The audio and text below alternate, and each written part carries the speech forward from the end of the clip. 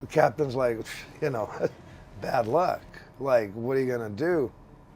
I said, it'll get better. He said, no. Because it was swollen like that. For years, Deadliest Catch fans have watched Sig Hansen face the fiercest storms at sea, not knowing that the real danger was happening off-camera. Tensions, high stakes, and behind-the-scenes battles almost ended the series. But now, at 59, Sig has finally revealed what happened. Fans are stunned as the captain opens up about the struggles, decisions, and why Discovery nearly canceled the show. This isn't just a story of the sea, it's a fight for survival, fame, and the future of one of television's most gripping adventures. Join us as we find out how they fought, keep the series alive. A legacy at sea. Sig Hansen was born into a family of fishermen. He grew up around boats and fishing. His father came from a long line of Norwegian ancestry crab fishers who worked Alaska waters. From a young age, Sig learned the ropes. When he was a teenager, he jumped on his family's boat and started to fish. He got used to cold decks, heavy gear, long hours at sea, and the grind of crab fishing. Over time, he worked his way up, learning every job on deck, hauling crab pots, sorting catch, handling lines, and dealing with storms. As he gained experience, he rose through the ranks. By his early 20s, Sig became a relief skipper on the family boat. That meant when a regular captain needed a break, he stepped in. He steered the ship, managed the crew, and handled the catch. Not long after, he took over full-time as captain of the family vessel, the FV Northwestern. As captain, he guided the boat through dangerous fishing seasons in Alaska's Bering Sea, facing freezing water, howling winds, and unpredictable weather. Then, in 2005, Deadliest Catch came along. The show aimed to document the real life of crab fishermen, the risks, the work, the people. The producers looked for boats and captains who had real experience and grit, and the Northwestern, under Sig's leadership, fit the bill. Its crew had history, skill, and a record of facing the harsh seas head-on. So the show teamed up with Sig and his boat. From that moment, Sig became one of the main faces of Deadliest Catch. On the show, Sig's role went beyond catching crab. He led his crew, made tough calls, and led the boat through danger. He showed what crab fishing really meant: freezing nights, heavy pots, storms that battered the deck, and the constant pressure to bring in a catch. He stayed calm under pressure, handled breakdowns, dealt with crew injuries, and kept the boat running. He showed how a good captain matters more than just strength. Experience, judgment, and leadership matter. Over the years, his boat grew into a legend on the show. The Northwestern stayed active through many seasons. Under Sig's command, the boat gained respect for being one of the safest and most reliable vessels in the fleet. It never suffered a death at sea under his watch, a rare feat given how dangerous the crab fishing business is. That record helped the boat and Sig stand out among many others. In addition to steering the boat and fishing, Sig helped shape the show itself. The producers sometimes relied on his real-world knowledge to decide how they filmed, like when to haul pots, how to deal with ice buildup, when it was safe to pull or drop gear. In that way, he acted like a technical advisor behind the scenes. His hands-on experience made the show more authentic, not just a TV drama, but a real look into a dangerous, unforgiving job. He also took on a role as a mentor. Younger crew members and even new captains learned from him. Under his guidance, new fishermen got hard lessons about respect for the sea, safety, and endurance. He showed how to push through cold decks, long hours, and tough catches, but also when to pull back, when to check gear, when to watch for danger. As the head of the ship, he helped shape new fishermen into stronger seamen. As the show went on season after season, Sig's presence became a steady anchor. Viewers got familiar with his voice, his decisions, his boat, and his crew. The Nortonwood became a kind of home base, a constant in changing waters. That continuity helped the show build trust with its audience. People learned to expect the real, unfiltered work of crab fishing. Baby! I'm very happy, very happy. Not just staged drama, and with Sig at the helm, Many episodes showed both the beauty and brutality of life at sea. Over time, his visibility grew beyond fishing. His involvement in the show made him into a public figure. He co-wrote a book about his life and work, giving readers a deeper glimpse into what goes on behind the cameras and under harsh weather skies. He even did a voice acting cameo for a popular animated movie, showing that his fishing fame had crossed into mainstream pop culture. Throughout all seasons, Sig stayed real. He didn't avoid showing danger. He didn't sugarcoat hardship. Storms, near misses, crew fears, the show captured them all. Under his leadership, the Northwestern faced some of the harshest conditions in crab fishing. Still, through skill, determination, and experience, his crew worked, survived weather, and kept going. That honesty helped the show strike a balance. Dramatic tension, yes, but rooted in real life. His role on Deadliest Catch also grew more meaningful with time. As other boats and captains changed, as seasons passed, Sig remained. His consistency kept a tether between early seasons and present ones. That continuity helped the show keep its identity even as fisheries, rules, and cast changed around him. The Northwestern kept going. The show kept filming. Sig kept leading. He helped turn it from a concept into a long-running series about truth at sea, but not with setbacks that almost ripped everything apart. The lawsuit. The trouble around Deadliest Catch started to build up slowly in 2010, when Discovery created a plan for a special project that was meant to grow out of the main show. The network wanted to bring out a spin-off that would follow some of the captains in a different setting, and they pushed ahead with early filming to get the idea off the ground. The crew worked through long days to put together scenes, and the production team sorted through early footage to shape the new special. Everything seemed to move forward normally at first, and the team tried to roll out the project with confidence. But as the weeks went on, problems began to stack up. The special needed more work, and the network expected the captains to show up again for extra duties. They needed voiceovers, finishing touches, and more production tasks to bring the project home. Instead of coming through as planned, the work slowed down. Deadlines began to slip away. The project started to fall apart, and the network felt the entire plan break down in front of them. This pushed Discovery to move forward with a lawsuit.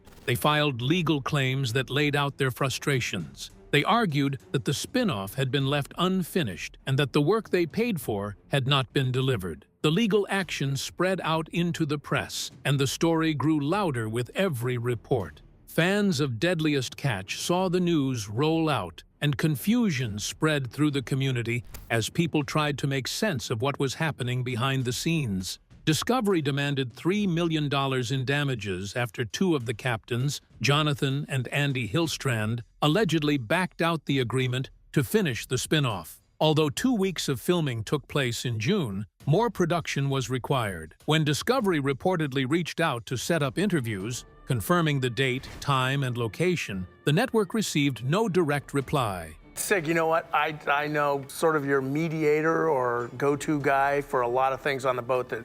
Instead, a lawyer representing the brothers sent an email telling producers not to contact them again. In their defense, the network stated that the Hillstrand brothers' refusal to finish their part left the project unfinished. The company says the special could have delivered strong ratings and that their withdrawal led to major financial losses. This meant that the stalled production ruined valuable opportunities and damaged the show's overall potential. Unfortunately, the lawsuit did not stay contained. It sparked anger among key members of the cast. The captains involved decided to walk away from the show completely. In their opinions, the situation had gone too far, and they did not want to carry on under the pressure of a legal fight. The tension built up around the production, and the group who had kept the show alive from its early years now began to break apart. Sig Hansen stepped into the middle of this growing storm. Although he was not personally named in the lawsuit, he chose to stand with the captains who were facing the legal pressure. He decided to pull out of the show as a sign of support. His exit shook the foundation of the series. Sig had been one of the strongest faces of Deadliest Catch. Sig Hansen, Deadliest Catch, Tuesday nights, 9 Eastern on Discovery Channel. and the captain of the Northwestern. And viewers had built a deep connection with him through the years. When he stepped away, people started to wonder if the show could hold out. Production crews tried to hold things together, but the situation kept sliding out of control. At that point, the next season hung in the balance, and workers struggled to map out how they would continue filming without major figures who had carried the show from the beginning. The relationships between fishermen, crews, and producers had been built up over many seasons, but the lawsuit pushed those bonds to the breaking point. The atmosphere around the show grew heavier as the weeks went by. The cast members felt worn down. The producers tried to push back against the stress and keep work moving forward. But the disagreements kept rising up and blocking progress. The network believed they had a right to push for the spin-off to be completed. The captains believed they had been pushed too far. The two sides could not see eye to eye, and the distance between them grew wider. With the conflict on ground, Deadliest Catch was not dealing with storms at sea, broken crab pots, or freezing waves. Instead, it was dealing with legal threats, damaged trust, and strained relationships that pulled the cast apart and put the entire future of the show at risk. Fans who had followed the series from the beginning watched everything unfold. They had never seen the show struggle with something like this. The legal fight reached into the heart of the series and began to tear at the unity that had made it strong. The lawsuit became more than a business conflict. It exposed how fragile the balance between a real working lifestyle and a major television network could be. The captains lived out on the water, hauling gear, chasing crab, and keeping their crews alive. The network lived in the world of deadlines, contracts, budgets, and scripted plans. When these worlds crashed into each other, the damage spread fast. As the conflict continued, the risk of losing the show grew. If the captains stayed out, the production would find itself unable to move on. If the network backed down too far, it would set a pattern for future disagreements. Both sides felt stuck, and the standoff dragged on. The show that had been built around danger at sea now faced danger on land, and that danger threatened to end everything. People inside the show understood something important. They had always dealt with unpredictable seas. They now had to deal with unpredictable business. Both kinds of storms could push them off course. Both kinds could shut everything down. The legal conflict pushed Deadliest Catch to the edge. It showed how fast everything could fall apart when trust broke down and communication dried up. This background set the stage for what came next. How near Discovery came to canceling Deadliest Catch. On the verge of collapse. The moment the three captains, the two brothers and the main veteran skipper, walked away from the show, the risk to Deadliest Catch became impossible to ignore. Losing a single captain would have shaken things up, but losing three at once, that was a blow that threatened to rip the show apart. These men weren't just cast members, they were anchors. For years, their boats, personalities, and hard-earned reputations served as the backbone of what made the show real and gripping. Without them, the series could lose its identity. Behind the scenes, that meant chaos in planning. Filming for the next season was due to begin soon. The crews, camera operators, boat crews, all relied on the captains and their ships. With major captains out, those preparations would have to be scrapped or reworked from scratch. Boats might sit idle. Crews might have to be reshuffled.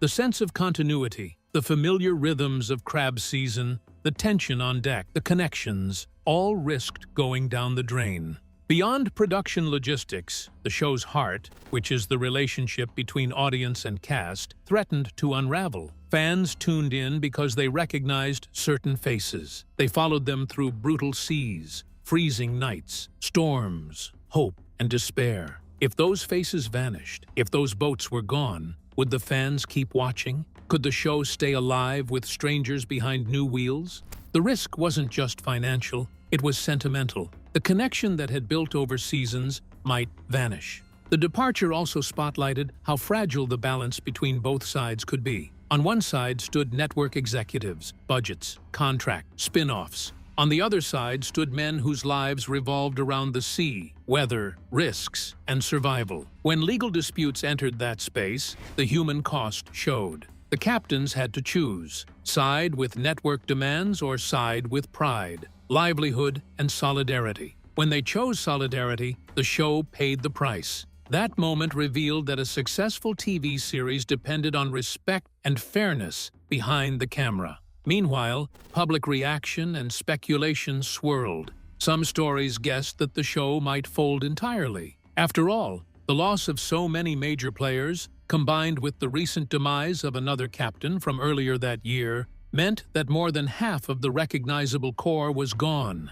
The show had already suffered a blow with that loss. Now it stood on shaky ground again. For many, it felt like the final season might already be playing out behind curtains before cameras even rolled. Retake, this incident and do it over again. If the camera guy's not there. Producers and network executives must have realized the stakes were high. They risked losing ratings, ad revenue, and years of built-up goodwill. Filming from scratch would cost time and money. Rebuilding trust with crews and captains would take effort. The network faced a decision: press ahead and hope for new captains, or negotiate and bring back the originals. It was a crossroads that could make or break the show's future. If the network failed to respond wisely, the show might collapse. The entire enterprise risked going under. For the captains who quit, the stakes were high too. Walking away meant losing income. Their crews depended on them. The work they had built up over years could dissipate. Their names, respected in the crab fishing world and among fans, risked being erased from one of TV's most famous reality fishing series. And yet, they chose to walk out. That decision showed how serious the conflict was and how deep the wound between them and the network had grown. Thus, for a time, Deadliest Catch stood at a crossroads of broken promises and hard feelings. The show's future hung by a thread. A single wrong move could send it overboard. In that moment, every viewer, producer, and fisherman knew this was not just another rough season. This was a fight for survival, for the show, for livelihoods, for identity. Whatever is decided would determine if Deadliest Catch could stay afloat or sink for good. Surprisingly, the network's decision wasn't what many people expected. The last-minute save. By early October 2010, after tense days of dispute and uncertainty, things began to turn around for the show. The lawsuit that had hung over the captains and the network triggered hard feelings and fear that the series might lose its core faces forever. But behind the scenes, talks had started up again. Negotiations began to take shape as both sides realized what was at stake. The future of a show built on real fishermen, real danger, and real loyalty. The captains, including the two brothers and the veteran skipper whose solidarity had rocked the community, held firm at first. They stood by each other when the lawsuit hit, refusing to go back under the previous terms. The network had sued for breach of contract, claiming the brothers failed to finish a spin-off project. That action had pushed the captains to step away together. The standoff threatened not only a single side project, but the entire series. But then the push and pull gave way to a compromise. Discovery and the captains sat down and hashed out a new agreement. The network agreed to drop the lawsuit once the captains came on board again. The captains, in turn, agreed to proceed with filming, including finishing the spin-off project that had triggered the fallout. The deal cleared the air, reset expectations, and gave both sides what they needed. The network got their project back on track, and the captains regained trust, support, and a path forward. With the agreement in hand, the captains climbed back aboard. The network announced that the three men would once again join the cast for the upcoming season. Boats, crews, and cameras began to shift back into gear. The familiar hum of reality TV production returned to the docks. The show that had stood on the edge of collapse was now being steered back on course. For the fishermen, returning meant going back to what they knew best: the cold Bering Sea, crab pots, freezing nights, and the grind of crab season. But returning also meant re-welding the bond between the network and its stars. It meant rebuilding trust behind the scenes. It meant showing up again, just like they did before, Regardless of what had happened, the cameras rolled again, the boats left harbor again. The rhythm of crab pulls, of storms, of survival came back alive. The new contract, though undisclosed in full detail, reportedly involved improved terms for the captains. That shift helped smooth over resentments and give a sense of fairness. With the legal cloud gone, the captains could refocus on their work. As filming resumed, the show's producers and crew scrambled to reorganize. Boats that had been sidelined began to prep. Crews who feared losing their jobs reboarded. The older captains, new safety procedures, and freshly negotiated agreements gave the entire production a second chance. For fans of the show, the return meant relief. Faces they knew, boats they recognized, and crews whose stories mattered were all coming back. The risk of losing the show's core identity receded. The emotional tension faded. What remained was a sense of continuity, of resilience, and of survival, not just on the rough seas, but behind the scenes. The show had weathered a storm that had nothing to do with waves or weather, but with contracts and conflict, and it had come out the other side. In the broader picture, the settlement and return became a turning point. When the next season began filming, the cast and crew returned to Dutch Harbor. The cameras rolled once again as the boats left the docks. The show was back on track. For the captains, it meant getting back to what they did best: fishing under harsh conditions, battling sea and weather, and letting viewers see the grit and glory of real fishermen. For the network, it meant keeping a hit series alive. For fans, it meant the story continued. That season carried extra weight. Behind each shot stood a story of conflict resolved, of people standing firm, and of a show refusing to end. The settlement patched the tear. The return stitched things back together. Reality had won, not just on the water, but in boardrooms and courtrooms too. In the end, the show sailed on. I won't be relieved until I get to Seattle. The captains, the crews, the cameras all kept going. And the world of Deadliest Catch moved ahead, stronger for having faced such a storm, and brave enough to come back. Sig Hansen reflects on the case. Years rolled on, and the storms at sea kept coming, one after another. The risks that once felt far away began to draw closer. For Sig Hansen, the veteran skipper of Deadliest Catch, time started to wear on him. The lawsuit that once threatened to rip the show apart, the dark days when he stepped away in solidarity with fellow captains, those memories began to settle deeper in his mind. Over time, those events helped shape a new outlook on life, fishing, and what really matters. As the years passed, he looked back and realized how near the series came to unraveling.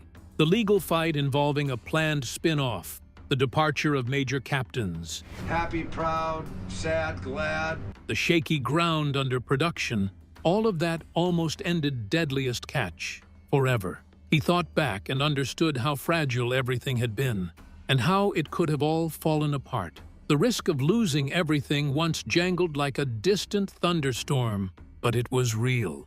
He held that memory close because it reminded him how much had been on the line.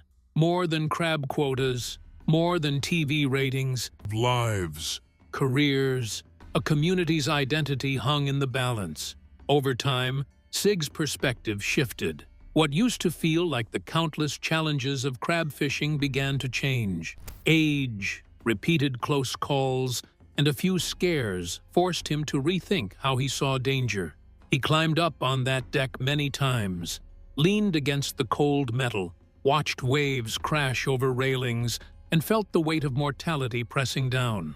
He began to slow down. He started to see the sea not just as a job, but as a beat-up ledger full of debts owed to time, weather, and danger. The shift showed itself in how he weighed decisions. Where once he had shoved ahead, chasing catch, pushing hard, ignoring fear, now he paused. He thought twice before pushing his crew into another night. After a long haul, he held back when the weather turned rough.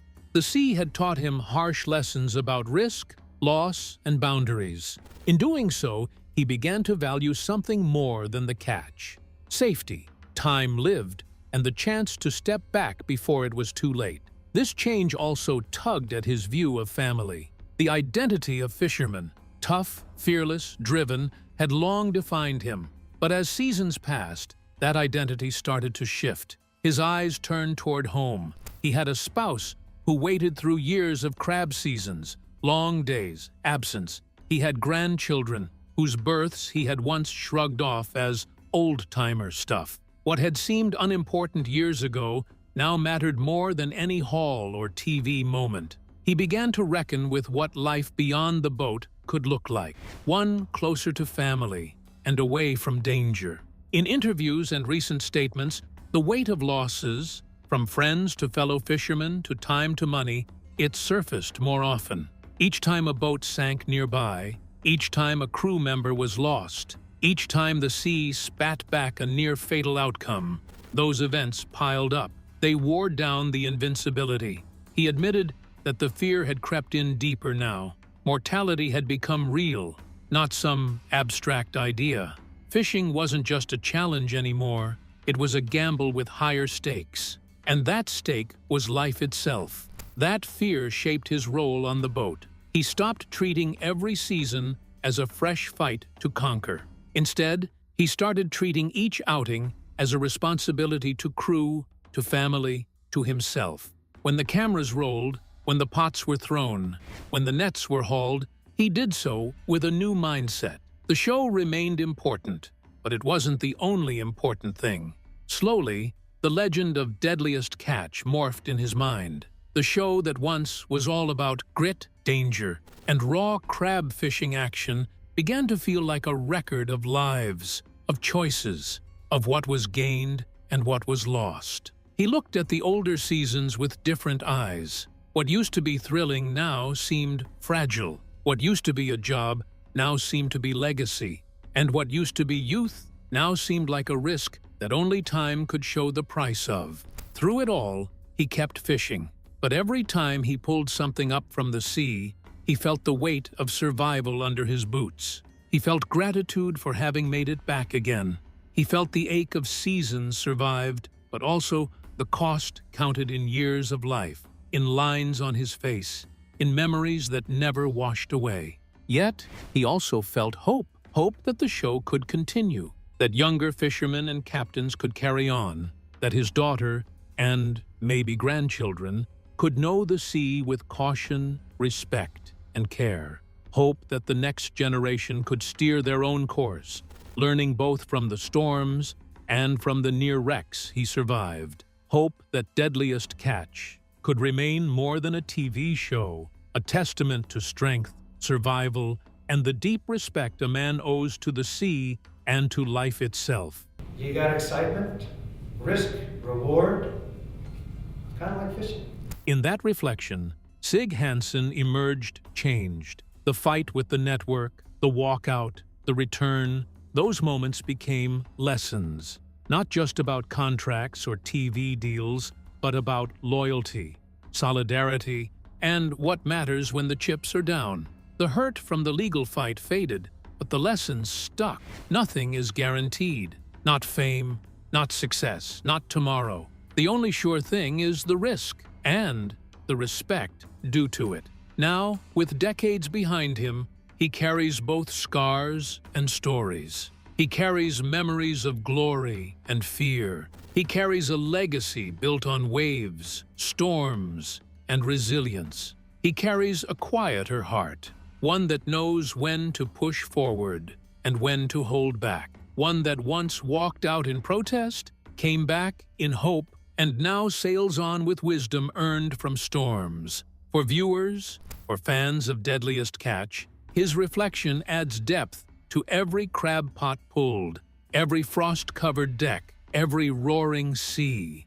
It turns the show from thrill ride into a human story, of change, of what happens when you stare down danger and live to tell. In his reflection, the past and present meet, and through him, Deadliest Catch isn't just a show. It's a chronicle of life, loss, hard choices, and enduring strength. If you enjoyed this video, like and subscribe, and also click the next video shown on your screen.